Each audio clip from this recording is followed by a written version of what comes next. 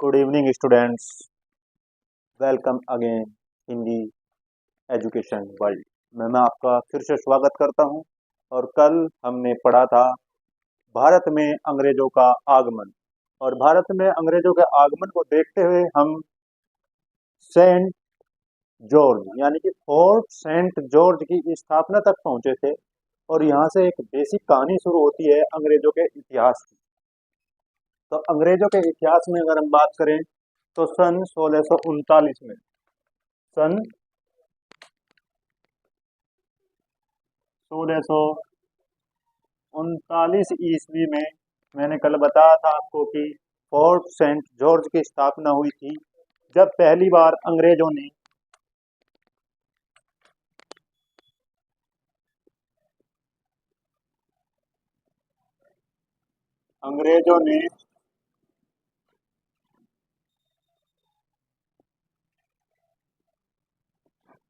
मद्रास में जमीन को पहली बार अंग्रेजों ने जमीन को पट्टे पर लिया था।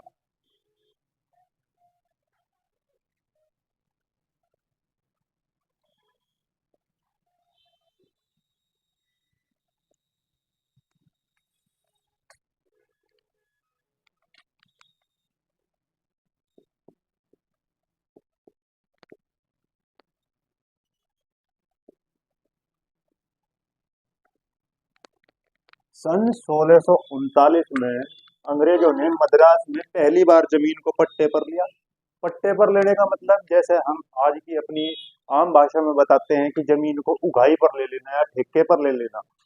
ये ठेका प्रथा जो है अंग्रेजों ने सन 1639 में अपनाई और मद्रास के अंदर उन्होंने कुछ जमीन को पट्टे पर लिया और उस जमीन को पट्टे पर लेकर वहां पर एक कारखाना बनाया। एक कारखाना बनाया और जिस कारखाने का नाम इन्होंने फोर्ट सेंट जॉर्ज रखा, उसकी चार दीवारी करा के कारखाने की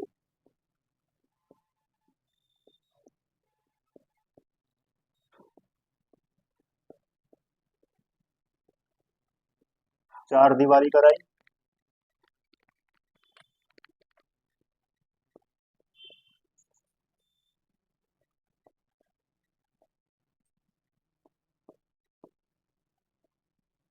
और उसे फोर्ट सेंट जॉर्ज के नाम से जाना गया।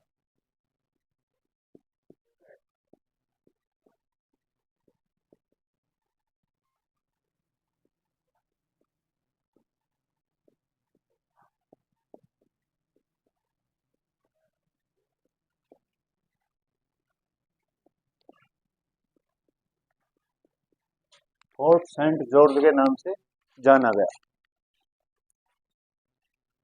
अब अंग्रेज यहाँ पर एस्टेब्लिश होने शुरू हुए, स्थापित होने शुरू हुए। उन्होंने अपना कारखाना लगाया सन 1639 ईस्वी में और कारखाने की चार दीवारी करने के बाद उसको नाम दे दिया गया फोर्ट सेंट जॉर्ज का। उसके बाद अंग्रेजों ने यहाँ की राजनीति में भी हस्तक्षेप करना शुरू किया और उसी हस्तक्षेप के चलते उन्होंने सन 1686 ईस्वी में हुगली को लूट लिया। अंग्रेजों ने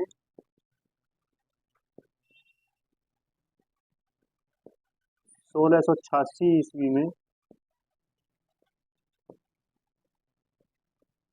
हुगली हुगली एक स्थान पड़ता है गोवा के अंदर, जहां पर पुर्तगाली पहले से ही एस्टेब्लिश थे। हुगली को लूट लिया।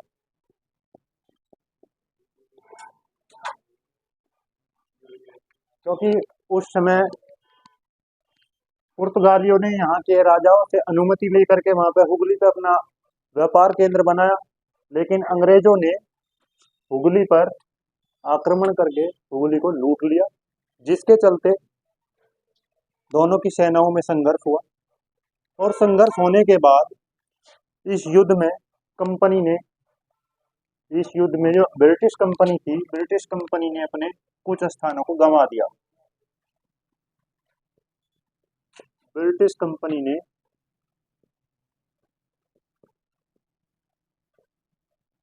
सूरत, सूरत सूरत एक स्थान था जहाँ पे अंग्रेजों की कंपनी लगी हुई थी।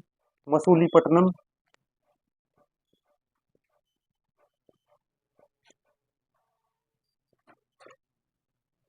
मसूलीपट्टनम जैसे कुछ स्थानों को गंवा दिया।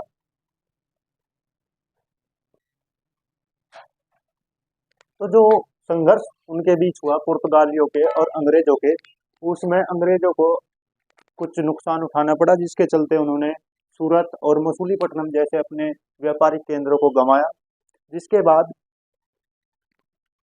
अब उसी समय जो है भारत के राजा थे औरंगजेब, मुगल बादशाह औरंगजेब।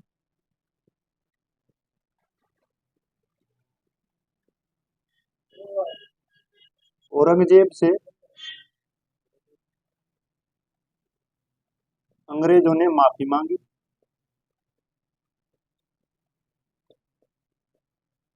माफी मांगी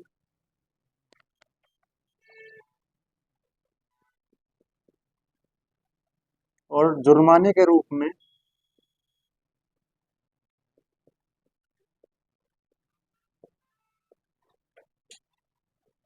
जुर्माने के रूप में 1.5 लाख रुपया, 1.5 लाख रुपया भरकर, 1.5 लाख रुपया भरकर दोबारा व्यापार की अनुमति दी। दोबारा दोबारा व्यापार की अनुमति ली।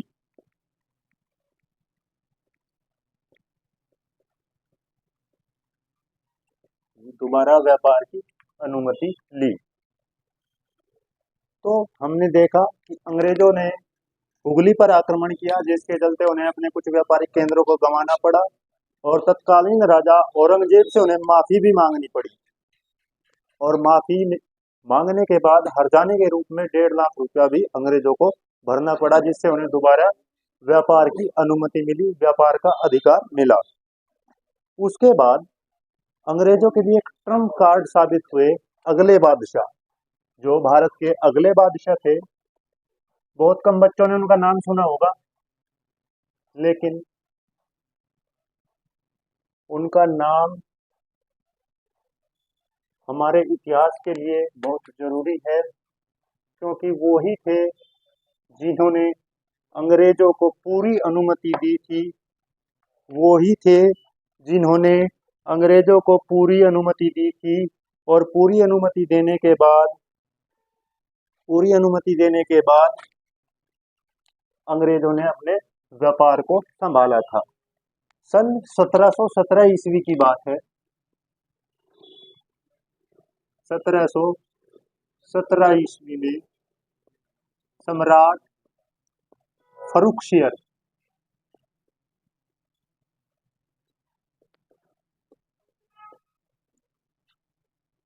सम्राट थे फर्रुखशियर।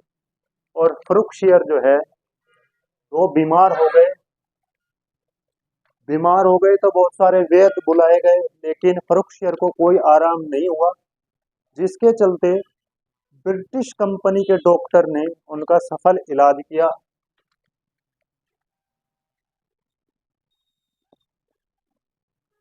ब्रिटिश कंपनी के डॉक्टर ने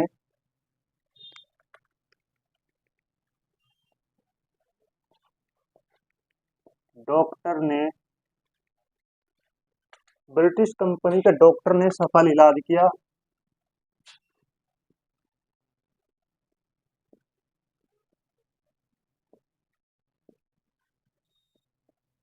जिसके बाद सम्राट ने खुश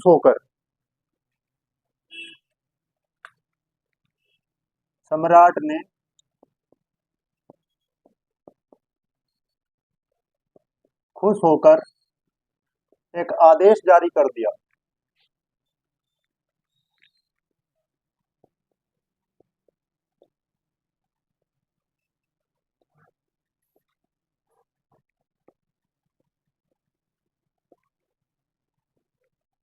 सम्राट ने खुश होकर एक आदेश जारी कर दिया। जो फर्रुखसियर थे वो 1717 ईस्वी में सम्राट फर्रुखसियर बीमार हो गए। बीमार होने के बाद जो राजसी वैद्य थे उनको बुलाया गया। राजसी वैद्यों ने काफी प्रयास किया, लेकिन सम्राट फर्रुखसियर की तबीयत में कोई सुधार न देखकर अंत में कंपनी के डॉक्टर, जो ब्रिटिश कंपनी के डॉक्टर थे, उन्हें बुलाया गया और उन्होंने सम्राट फर्रुखसियर का इलाज किया, जिससे उनकी तबीयत सही हुई। और इस चीज से खुश होकर सम्राट फर्रुखसियर ने एक आदेश जारी कर दिया, एक फरमान जारी कर दिया। और उन्होंने अपने फरमान में उन्होंने अंग्रेजों को बहुत सारी अनुमतियां दे दी। और उनकी जो सबसे महत्वपूर्ण अनुमति फरमान में थी, फरमान के अनुसार, आदेश के अनुसार, आदेश के अनुसार 3000 रुपये वार्षिक,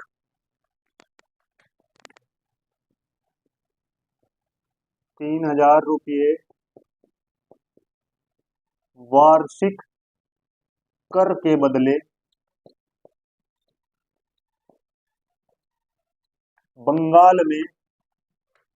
बंगाल में स्वतंत्र रूप से, बंगाल में स्वतंत्र रूप से व्यापार करने की अनुमति दी।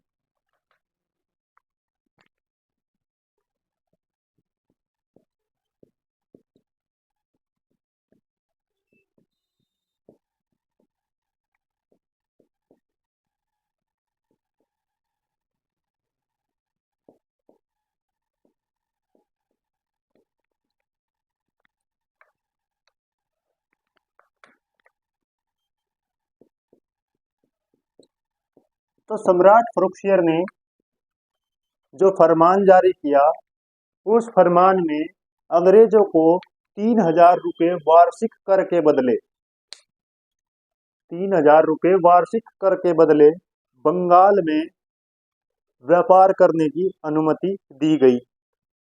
और जमीन को किराए पर, भूमि को किराए पर लेने की अनुमति भी साथ साथ दी गई। भूमि को किराए पर लेने की अनुमति भी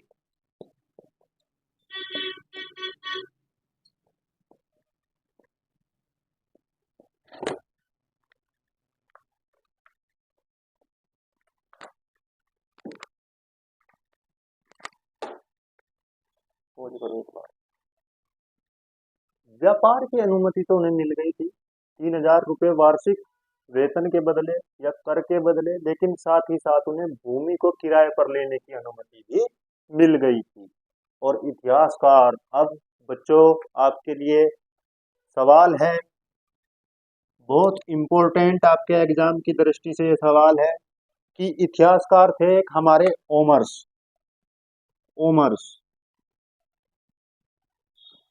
और ओमर्स ने इस फरमान को नाम दिया था महाअधिकार पत्र का। ओमर्स ने इस आदेश को महाधिकार पत्र का नाम दिया।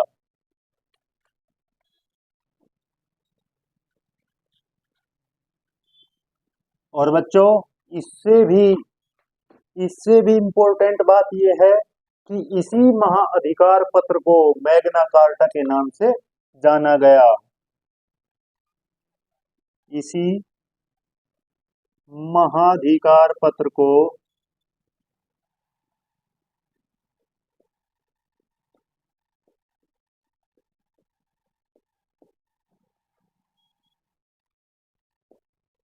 मैग्ना कार्टा के नाम से जाना गया।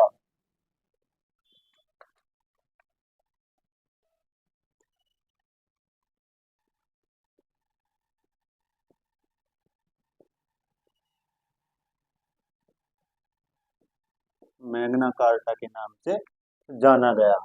तो बच्चों आपसे यहाँ से क्वेश्चन बन सकता है कि सम्राट फर्रुखशेर द्वारा दिए गए आदेश को किस नाम से जाना जाता है। अब कंफ्यूज मत होना, अगर वहां पर आपको महाधिकार पत्र का ऑप्शन मिलता है तो आप जाओगे महाअधिकार पत्र ऑप्शन के साथ अपने आंसर को करेक्ट करने के लिए, या मैग्ना कार्टा का नाम मिलता है तो आपके लिए वो जवाब भी बिल्कुल सही होगा। कहीं कहीं पर आपसे क्वेश्चन बना लिया जाएगा कि महाअधिकार पत्र को किस नाम से जाना जाता है। महाअधिकार पत्र को इतिहास में किस नाम से जाना जाता है, तो उसके लिए आपका सही जवाब होगा मैग्ना कार्टा। या कहीं कहीं क्वेश्चन इस तरीके से भी आपको देखने को मिलेगा कि किस इतिहासकार ने किस इतिहासकार ने मैग्ना कार्टा को महाअधिकार पत्र का नाम दिया, तो वहां पे आपको जाना होगा ओमर्स ऑप्शन के साथ। इतिहासकार ओमर्स थे जिन्होंने इस महाअधिकार पत्र को मैग्ना कार्टा का नाम दिया था।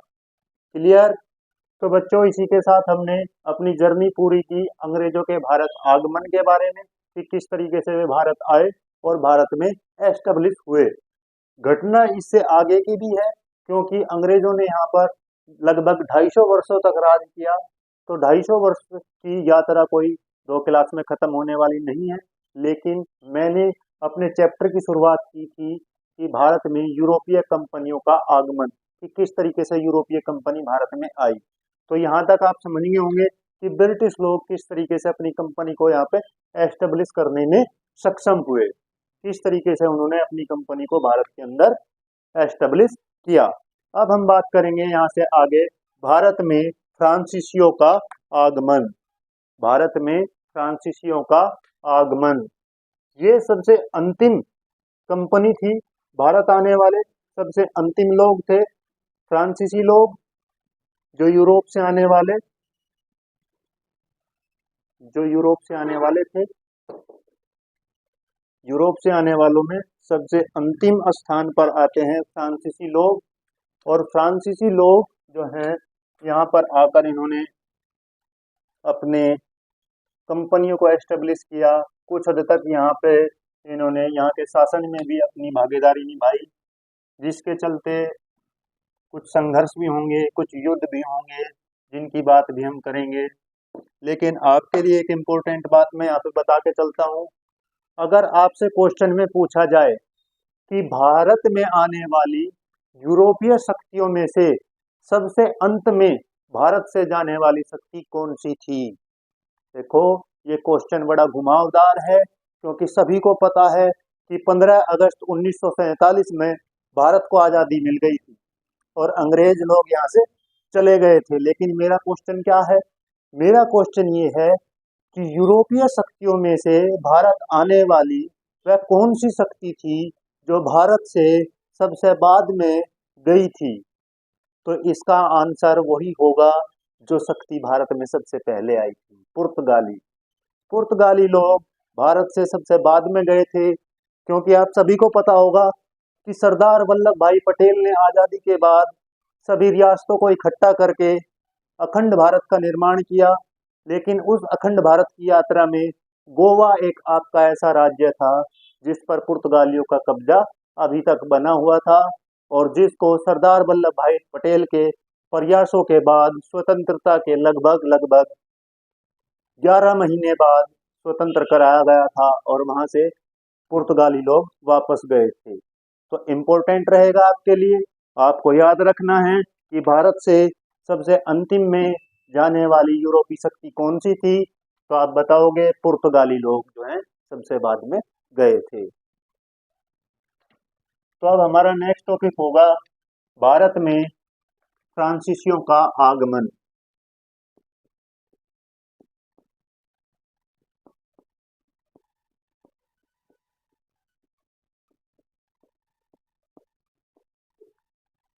भारत में फ्रांसीसियों का आगमन।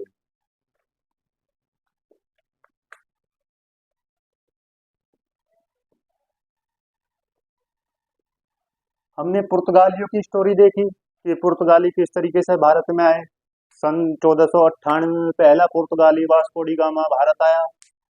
उसके बाद हमने भारत में डचों का आगमन देखा कि डच जो थे वो मुख्यतः हॉलैंड और नीदरलैंड के निवासी थे, जो यहाँ के मसाला बाजार में अपना व्यापार स्थापित करने के लिए आए थे। उसके बाद हमने अंग्रेजों को देखा कि अंग्रेज किस तरीके से आए थे, डेनिसों का जिक्र किया। अब हम अंतिम शक्ति के रूप में पढ़ेंगे भारत में फ्रांसीसियों का आगमन। फ्रांसीसी भारत में आने वाले, यानी कि फ्रांसीसियों का आगमन भारत में सबसे बाद में हुआ। पहला पॉइंट क्या होगा कि फ्रांसीसियों का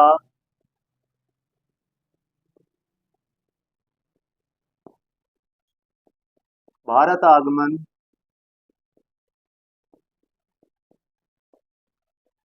सबसे बाद में हुआ।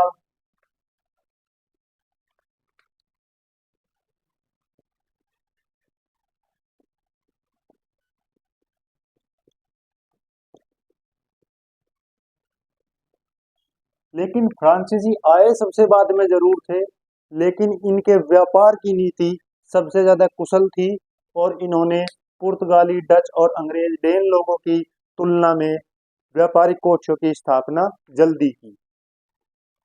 भारत में व्यापारिक कोठियों की स्थापना जल्दी की।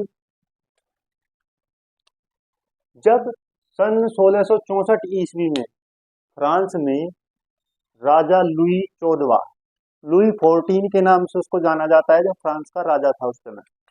सन 1664 ईस्वी में लुई 14वें के समय में एक मंत्री थे कोलबर्ट, मंत्री थे कोलबर्ट। सन 1664 ईस्वी में लुई 14वें के लुई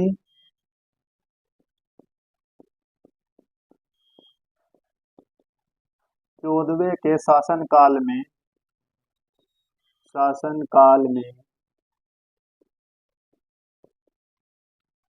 मंत्री रहे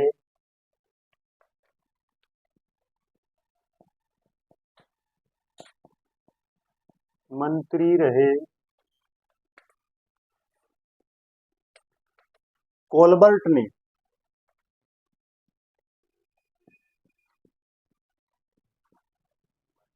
कोलबर्ट के प्रयासों से फ्रांसीसी भारत आए।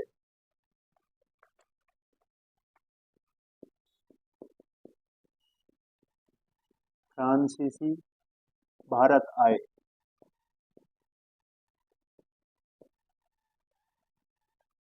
यहां से आपसे क्वेश्चन बनाया जा सकता है कि फ्रांस के किस व्यक्ति की कोशिशों के आधार पे फ्रांसीसियों का भारत आगमन हुआ। तो आपका आंसर होना चाहिए कोलबर्ट। कोलबर्ट और कोलबर्ट ने एक कंपनी की स्थापना की, company the end oriental. Company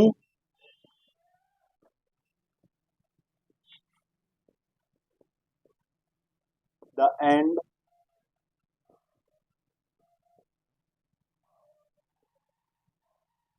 oriental.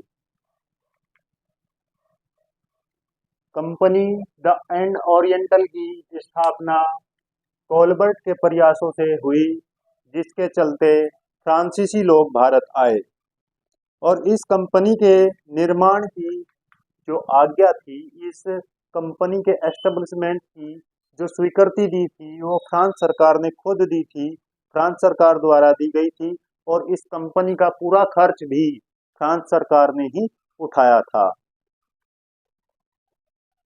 France ने अपनी पहली व्यापारिक कोठी की स्थापना फ्रांस ने अपनी पहली व्यापारिक कोठी की स्थापना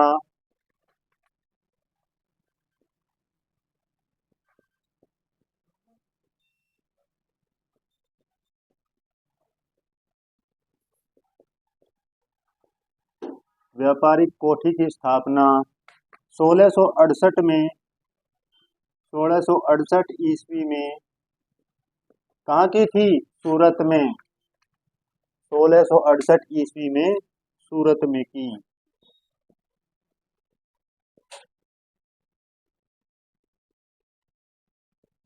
पहली व्यापारिक कोठी की स्थापना सूरत में की 1668 ईस्वी में। पहली फ्रांसीसी व्यापारिक कोठी 1668 में सूरत में लगाई गई। उसके बाद दूसरी 1673 ईस्वी में 1673 ईस्वी में पांडिचेरी में लगाई गई। पांडिचेरी में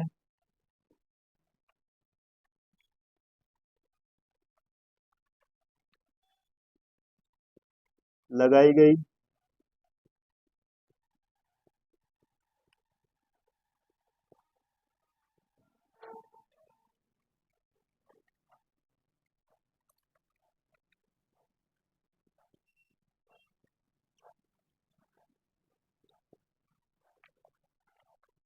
दूसरी व्यापारिक कोठी की स्थापना की गई।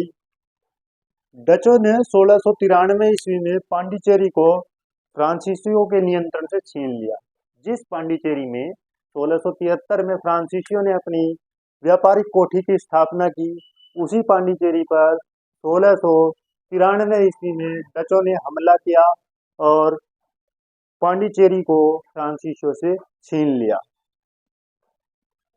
व्यापारिक लाभ कमाने के लिए 1742 ईस्वी में व्यापारिक लाभ कमाने के लिए फ्रांसीसियों ने व्यापारिक लाभ कमाने के लिए 1742 ईस्वी में यहाँ की राजनीति में भी अपनी घुसपैठ की, जिसके चलते जिसका रिजल्ट ये हुआ कि अंग्रेजों और फ्रांसीसियों के बीच जो है मतभेद बढ़ गए। फ्रांसीसियों और अंग्रेजों के बीच मतभेद बढ़ गए और इन्हीं मतभेदों के चलते भारत पहली बार युद्ध से जूझने वाला था, जिन युद्धों को कर्नाटक युद्ध के नाम से याद किया जाता है। जिन युद्धों को कर्नाटक युद्ध के नाम से याद किया जाता है। कर्नाटक युद्ध की बात तो हम कल करेंगे। आज हम अपने टॉपिक को आगे चलाते हुए कुछ इम्पोर्टेंट तिथियों के बारे में बात करेंगे, क्योंकि आपका एग्जाम निकट है। तो एग्जाम को देखते हुए जो आपके इम्पोर्टेंट फैक्ट है, मैं लगातार क्लास में उन फैक्ट को डिस्कस करता जा रहा हूँ।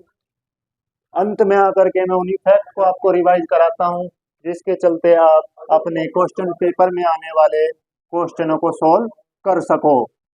तो उन्हीं क्वेश्चनों को सोल्व करने की हम कोशिश करते हैं। तो आइए पहला फैक्ट देखते हैं। पहला फैक्ट 1498। पहली तिथि क्या है फैक्ट के रूप में? 1498। तो 1498 में क्या हुआ? सभी बच्चों को पता होगा इसका आंसर। मैंने बड़े अच्छे से बताया है कि 1498 ईस्वी में क्या हुआ था? वास्को डी गामा भारत आया था। क्या हुआ था? वास्को डी गामा भारत आया।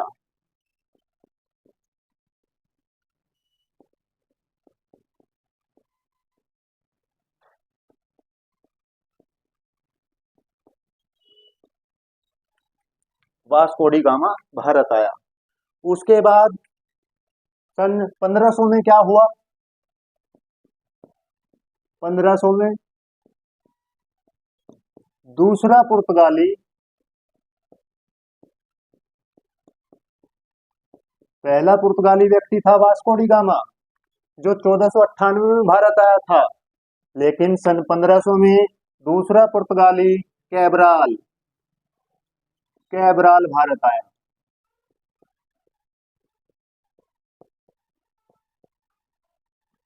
कैब्राल भारत आया।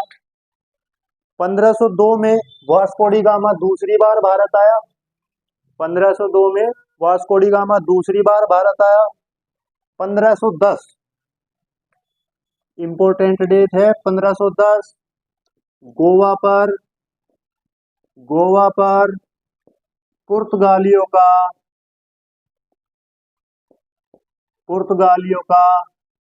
अधिकार। सन 1510 में गोवा पर पुर्तगालियों का अधिकार स्थापित हो गया था। गोवा पर पुर्तगालियों का अधिकार 1510 में हुआ। 1503 में पुर्तगालियों ने अपनी राजधानी बदली। सन 1530 में 1530 में गोवा की जगह कोचीन की जगह गोवा को राजधानी बनाया। कोचीन के स्थान पर गोवा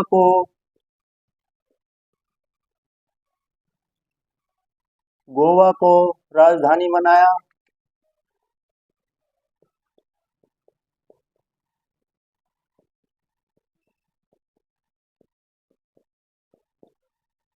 पंद्रह सौ तीस में पुर्तगालियों ने अपनी पहली जो उनकी राजधानी थी कोचीन को बदलकर गोवा को अपनी राजधानी बना लिया।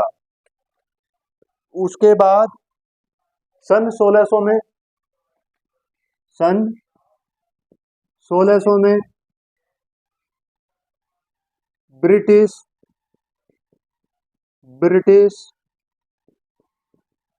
ईस्ट इंडिया कंपनी की स्थापना। सन 1600 में ब्रिटिश ईस्ट इंडिया कंपनी की स्थापना हुई। फैक्ट के रूप में याद करते हुए चलना बच्चों। उसके बाद 1602 में डच ईस्ट इंडिया कंपनी की स्थापना।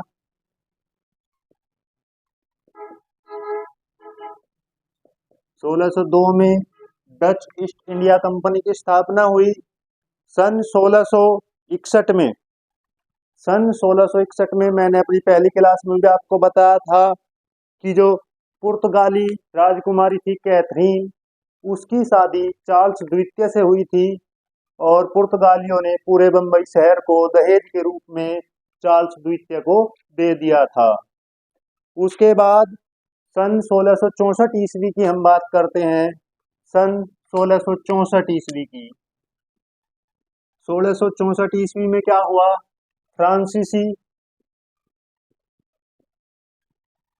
फ्रांसीसी ईस्ट इंडिया कंपनी की स्थापना।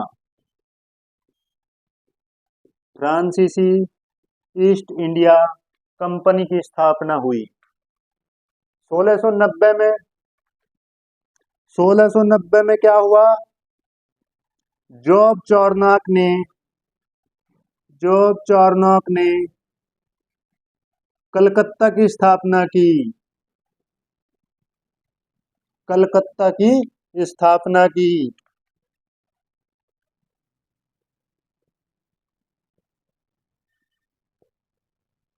कलकत्ता की स्थापना की 1690 ईस्वी में। उसके बाद मैंने आपको बताया था कि 1769 ईस्वी में बेदरा का युद्ध हुआ था।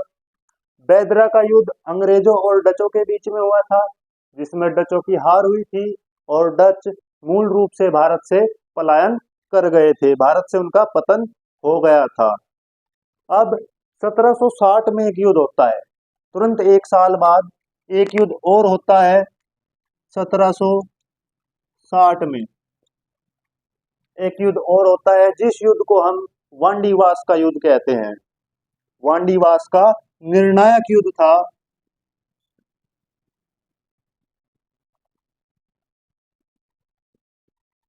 वांडीवास का निर्णायक युद्ध। मैंने इसे निर्णायक युद्ध क्यों कहा है? क्योंकि यह युद्ध फ्रांसीसियों और अंग्रेजों के बीच में हुआ था, जिसमें अंग्रेजों ने फ्रांसीसियों को हराकर भारत के व्यापार से उन्हें बाहर कर दिया था। 1760 में वांडीवास का एक निर्णायक युद्ध हुआ, जिस युद्ध में अंग्रेजों ने फ्रांसीसियों को हराकर भारत के बाजार से बाहर कर दिया था। और अब 1760 के बाद भारत में केवल एक और ताकत रह गई थी अंग्रेजों के अलावा, जिस ताकत को हम पुर्तगाली ताकत के नाम से जानते हैं, जो सबसे पहले यहाँ पर आए थे। तो कल हम बात करेंगे अपने कर्नाटक युद्ध की। कर्नाटक के 3 युद्ध हुए। प्रथम कर्नाटक युद्ध जो आपका 1746 से 1748 के बीच में हुआ। मैं आपको मोटा-मोटा आज बता रहा हूँ इस युद्ध के बारे में। यह युद्ध जो है अंग्रेजों के और फ्रांसीसियों के बीच हुए थे तीनों युद्ध। तो इन तीनों युद्धों को हम कल विस्तार पूर्वक जानेंगे। कल से आपके इतिहास में खूनी संघर्ष शुरू होगा, जो भारत के इतिहास में पहली बार 1748 से खूनी संघर्ष की शुरुआत हुई और जो अंत तक यहाँ पर 1947 तक ही चलता रहा, क्योंकि 1947 में भी भारत को बहुत सारा खूनी संघर्ष झेलना पड़ा था। तो बच्चों, मेरा आशीर्वाद हमेशा आपके साथ है। एग्जाम की अच्छे से तैयारी कीजिए और मेरी ओर से आपको good wishes, best of luck, thank you.